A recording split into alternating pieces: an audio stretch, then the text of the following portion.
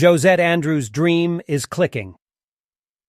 Major life changes can be hard on athletic careers, but Josette Andrews has only gotten better in the months since she tied the knot with Olympian Robbie Andrews and moved halfway across the country to Colorado to join the On Athletic Club and the coaching of Dothan Ritzenhein. The wedding took place December 09. We went on a honeymoon to Costa Rica 2 days later. Then we moved to Colorado on Christmas Eve, so it was a crazy 3 weeks, Andrews says with a laugh. I think it can be pretty hard to make a transition. Sometimes it clicks right away, and sometimes it takes a little bit of time. I think my foundation has been so strong the last few years being a professional with Reebok and coach Chris Fox that so far, luckily, I've been able to click right in and I've adjusted to altitude really well. I had done a couple of camps at altitude before in Flagstaff and had a really good response when I went there for about 5 weeks. But to live full-time at altitude is a big change, and my body's responding really well. Me and Alicia Monson have been great training partners. And so it was really exciting to be able to jump right in and be full on board with Dathan and the OAC and just have things click and see performances that we thought we were capable of doing. And also progressing from where I was back in 21 and 22. Her 23 season kicked off with a lone indoor race, a 20.88 for second in the Millrose Mile. Outdoors, she burned a PR 5,000 in 43.36 at the On Track Fest to become number 7 all-time among Americans. Then she showed off her speed with a 4 o'clock. 77 for third in the 1500 at the LA Grand Prix. A brief European tour saw her run 4:01. 39 for 7th in Florence and 21.98 for 10th in the Bislett Mile. The consistency of the performances speaks well of her base fitness. I think it's just been a progression in consistency, Andrews says. I had a great 2021 season at the end of the year and into 22's indoor season. And then, unfortunately, I had a hamstring strain that took a long time to recover from in the spring season. And I think I was forcing things a little bit in the late summer.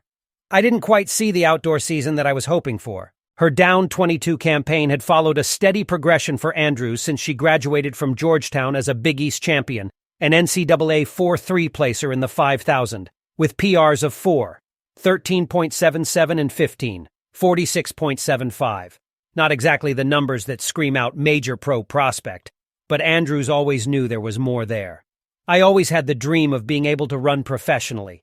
I had some injuries in the first few years of college, so I never felt like I had the chance to prove myself and chase after my goals.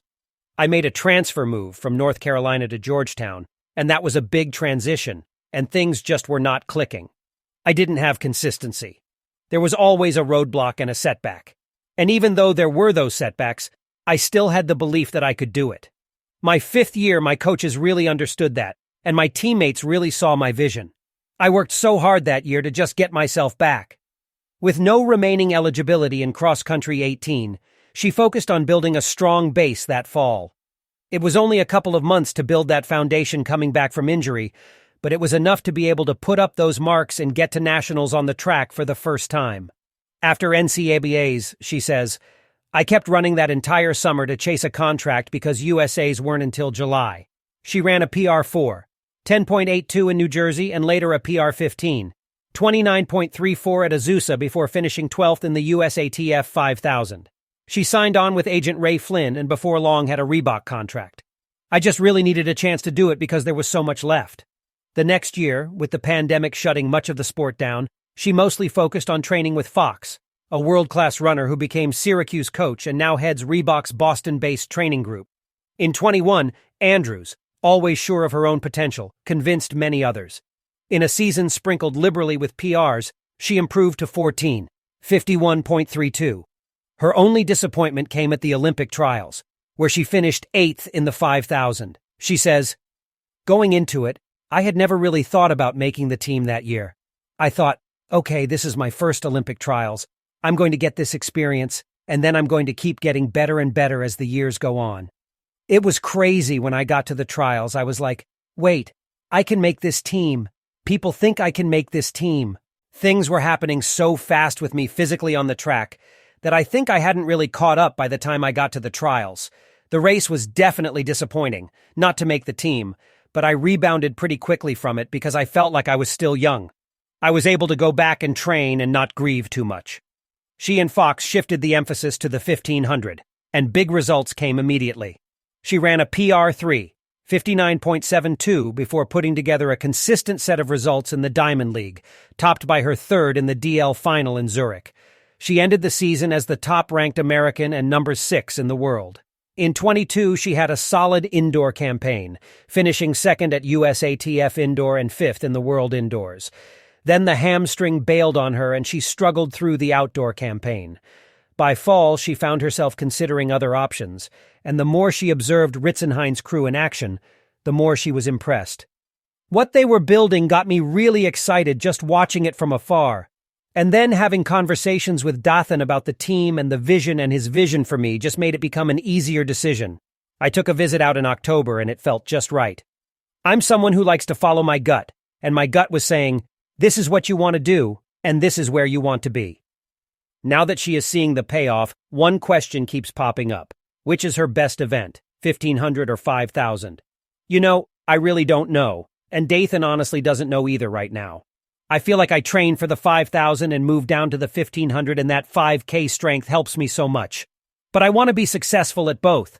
You see, the top runners in the world are successful at multiple events and can maneuver themselves in different races. I want to excel at both of them. I don't know which is the right one to focus on. I do feel like there's a lot more to give in the 5,000, especially after that breakout race. I'd love to run a 5K Diamond League to really test the waters in that event. But I also love how in the Diamond League circuit you can race the 1,500 more, and that's really fun, because I can come to Europe and maybe do 3 races instead of 1. The 1,500 is such a fun event. For the coming USATF Championships, she says she will be entered in both. We'll see where I am and make a decision from there. We're still not sure, but getting better and stronger will only help me for both events. Thank you for staying with us until the very end. Your support and participation in our project is very important to us. We strive to provide you with up-to-date news, interesting reports, and fascinating stories. Don't forget to subscribe to our channel and click on the bell to be informed of all new releases. We always try to surprise and inspire you with new topics and materials. See you again in the next edition of our news video.